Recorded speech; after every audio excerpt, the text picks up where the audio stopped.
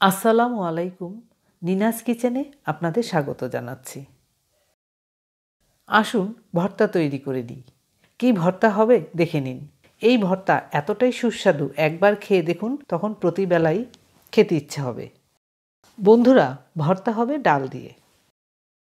ডাল ভর্তা এমনভাবে তৈরি করা হয়েছে সব ভাত এক ভর্তা দিয়েই খাওয়া হয়ে যাবে। হ্যাঁ বন্ধুরা, মসুর ডাল ভর্তা হবে। এখানে কথা আছে, ডাল আগে চিনতে হবে। এই ডালগুলো দেখুন, বেশ ছোট দেখতে। এগুলো হলো দেশি মসুর ডাল। এই ডাল দিয়ে ভর্তা করে দেখুন, যেমনি ঘ্রাণ তেমনি মজার হবে। ডালগুলো আগে ভিজিয়ে দিলাম 10-15 মিনিটের জন্য। এখানে আধা কাপ মসুর ডাল আছে। এই পাত্রে আবার মরিচ ভেজে নিচ্ছি। মরিচ আমি তেল দিয়ে ভাজবো না। কেন তেল দিয়ে মরিচ ভেজে নিলাম না জানতে পারবেন।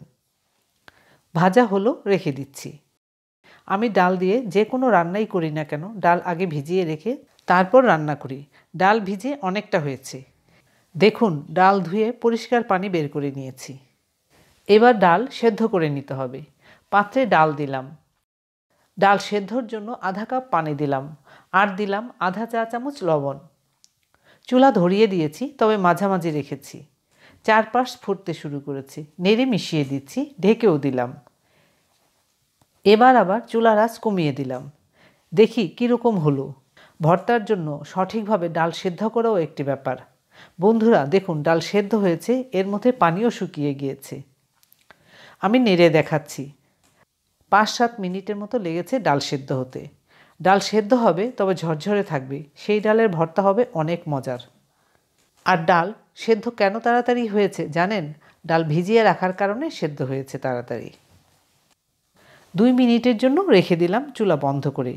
একদম ঠিকঠাক আছে, ঝরঝরে হয়েছে। এবার দেখি সঠিকভাবে সেদ্ধ হলো কিনা। আমি হাত দিয়ে দেখাচ্ছি। দেখুন, ডাল একদম ঠিক আছে, সেদ্ধ। দেখুন, ঠিকভাবেই সেদ্ধ হয়েছে। ভর্তার জন্য ডাল এরকমই সেদ্ধ হতে হবে। ডাল ঠান্ডা হয়েছে, এবার মথে নিচ্ছি।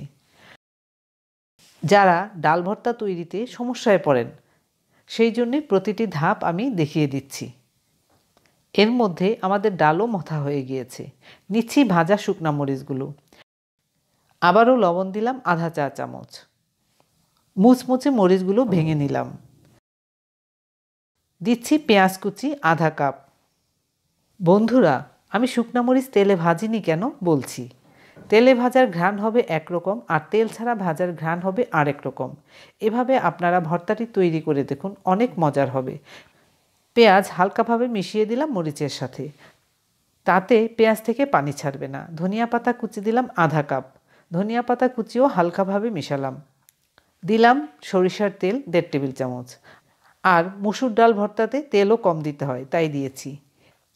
এই রেসিপিতে আপনারা অনেকগুলো টিপস পেলেন। আশা করি ভর্তা তৈরিতে আর সমস্যা হবে না। পেঁয়াজ মরিচ মাখা কিছুটা উঠিয়ে রাখছি। আপনারা চাইলে পুরোটাই মিশিয়ে দিতে পারেন। আমি আলাদাভাবে ভাতের সাথে মিশিয়ে নেব তাই। দেশি মসুর ডাল ভর্তার ঘ্রাণ টেস্ট অনেক ভালো হবে। আপনারা চেষ্টা করবেন দেশি মসুর ডাল দিয়ে ভর্তা তৈরি করার। তখন আপনারা নিজেরাই বুঝে যাবেন।